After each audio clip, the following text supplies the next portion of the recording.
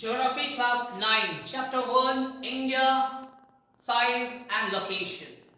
The very first line of your book states that India having oldest or ancient civilization. It is very true to say. ये कहना एकदम सही है कि भारत की जो सिविलाइजेशन है वो बहुत ही प्राचीन है, बहुत ही प्राचीन, यहाँ तक कि मानव बस्तियां जो है आज से हजारों मिलियंस ऑफ ईयर एगो की बात की जाती है। लेकिन अगर हम बात करते हैं कि प्राचीन इतिहास में तो सबसे बड़ा नाम निकल आता है इंडस वैली सिविलाइजेशन। तो भारत की जो सभ्यता रही है प्राचीन सभ्यताओं में से एक है। उस समय सुमेरियन सभ्यता थी जिसे इजिप्शियन सिविलाइजेशन भी कहा जाता है। तो उसके कंटेम्प्रेरी रही है हमारी Indus valley civilisation. Indus valley civilisation को अलग अलग नाम से बुलाया जाता है, नाम दिया गया है और उसके पीछे अलग अलग कारण भी है।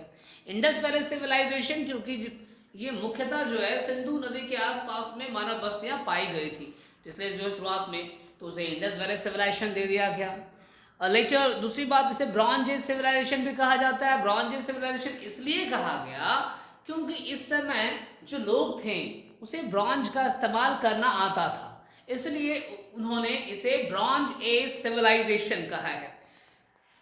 फिर तीसरा नाम भी निकल कर आया भाई, इसे हड़प्पन सिविलाइजेशन भी कहा जाता है। हड़प्पन सिविलाइजेशन इसलिए कहा गया है क्योंकि सबसे पहले हड़प्पा की खोज हुई, तब जाकर मोहनजोदारो की खोज हुई थी।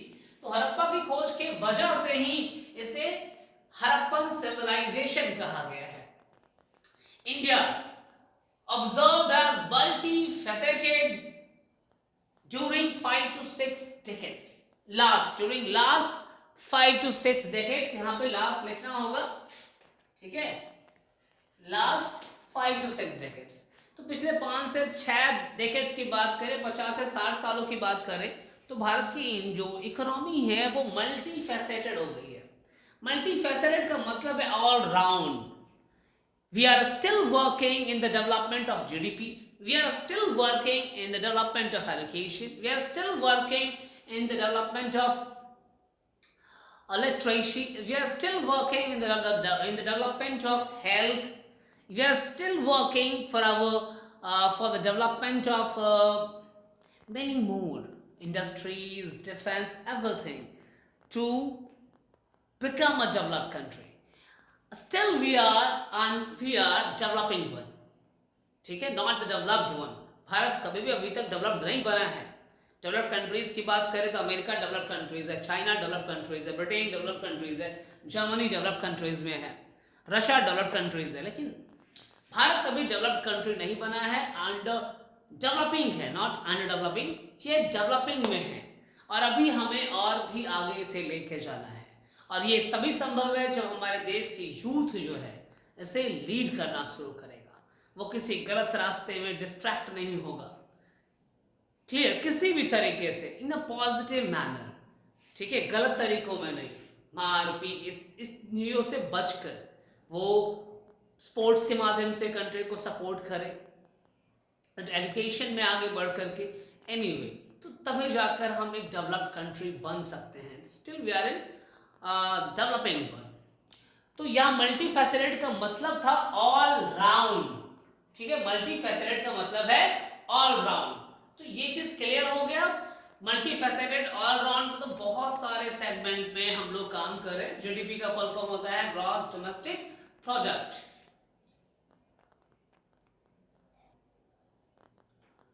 So, location of India lying in northern hemisphere.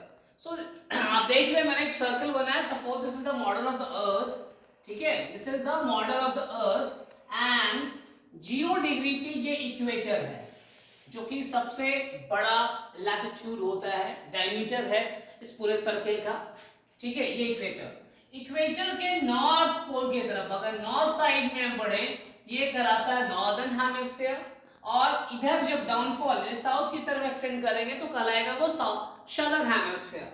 तो भारत का जो लोकेशन है वो नॉर्दर्न हेमिस्फीयर के ईस्टर्न साइड से 88 डिग्री 4 मिनट, तो मतलब ये 0 हो गया तो ऑलमोस्ट 8 यहाँ पर होगा, तो इसकी साउदर्न टिप यहाँ होगी। फिर ये ऐसे करके अपना जो है इस तरह से अपना शो करेगा। तो भारत जो है नॉर्दर्न हेमिस्फीयर पे है। लैटिट्यूडनल एक्सटेंट, अगेन मैं एक सर्किल बनाऊंगा लैटिट्यूड को समझाने के लिए। लैटिट्यूड जो है पैरेलल रन करता है from west to east, equator के पैरेलल ही सब रहेगा। 0 डिग्री 1 2 3 ऐसे करके ये 0 टू 90 जाता है। इन 0 टू 90 डिग्री नॉर्थ, फिर 0 टू 90 डिग्री साउथ, ये आपका लैटिट्यूडनल एक्सटेंट है। तो भारत का जो लैटिट्यूडनल एक्सटेंट के बारे में डिस्कस किया गया है वो कहा जा रहा है 8 degree 4 minute north to 37 degree 6 minute north. तो ऑलमोस्ट 8 डिग्री 4 मिनट यहां पर होगा, मतलब यहां पे अगर है, ठीक है, तो ये इसका है। और सपोज यहां पे आपका जो है इस तरह से ये आपका है, तो ये आपका 37 डिग्री 6 मिनट नॉर्थ है। नाउ लॉन्गिट्यूडनल एक्सटेंट, इसे समझने के लिए भी मैं फिर से क्या करूंगा, एक और सर्कल बना रहा हूं, ठीक है। और ये सर्कल जो है अर्थ का मॉडल है, ये नॉर्थ पोल है, ये साउथ पोल है। ये नॉर्थ पोल से साउथ पोल की तरफ कर्व इमेजिनरी लाइंस जो बनाए जाते हैं उसे हम लोग कहते हैं लॉन्गिट्यूडनल एक्सटेंट, इसे कहते हैं longitudes. This lines are called as longitude, जिसका नेचर इमेजिनरी होता है। तो उस आधार पे भारत के जो लॉन्गिट्यूडनल एक्सटेंट है, मतलब इससे वेस्ट में कितने मिनट और कितना डिग्री में फैला हुआ है, तो कहता है 68 डिग्री 7 मिनट वेस्ट। तो नॉर्दर्न हेमिस्फीयर में है भैया, तो यहाँ पे वेस्ट होगा, यहाँ पे मान लो 68 डिग्री हो गया, और 97 डिग्री आपका इधर, तो 97 डिग्री 25 मिनट ईस्ट की तरफ फैला हुआ है। This is longitudinal and latitudinal extent.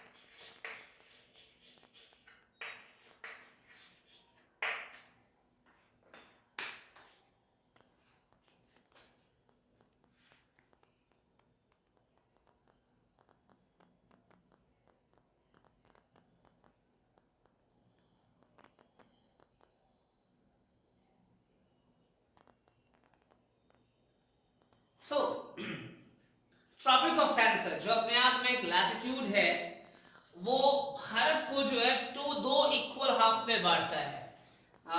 And according to that, उसी के आधार पे इसे नॉर्दर्न इंडिया और सदर्न इंडिया कहा जाता है। अंडमान एंड निकोबार जो है आपका बे ऑफ बंगाल में लाई करता है, जो कि आपका इंडिया के ईस्टर्न साइड में है। वहीं लक्षद्वीप जो है अरेबियन सी में लाई करता है, जो वेस्टर्न साइड में है। एंड साउथ मोस्ट टिप की तरफ चले जाएं तो वहां पे हमें इंडियन ओशन मिलता है। भारत का जो साउदर्न टिप है, मोस्ट साउदर्न टिप, उसे इंदिरा पॉइंट कहा गया है, लेकिन वो सुनामी के वजह से आपका क्या हो गया है, सबमर्ज कर गया है, डूबा हुआ है। एंड दैट सुनामी जो है वो 2004 में आया था, 2004 के सुनामी में वो डूब गया था। उसके बाद जो है मैं आपका लोकेशन तक है, यहाँ पे मैं आप लोगों को 2 क्वेश्चन दे रहा हूँ, ठीक है, और एक यहाँ पर 2 क्वेश्चन हैं, दोनों के आंसर्स आपको कमेंट बॉक्स में डालना होगा। साथ साथ वीडियो को आप जितना शेयर कर सके, जितना शेयर कर सके अपने डियर एंड नियर वंस को, उसमें से जो फर्स्ट आंसर, करेक्ट आंसर जो मेरे पास आएगा, मैं उसे पर्सनली जो है मैं कुछ न कुछ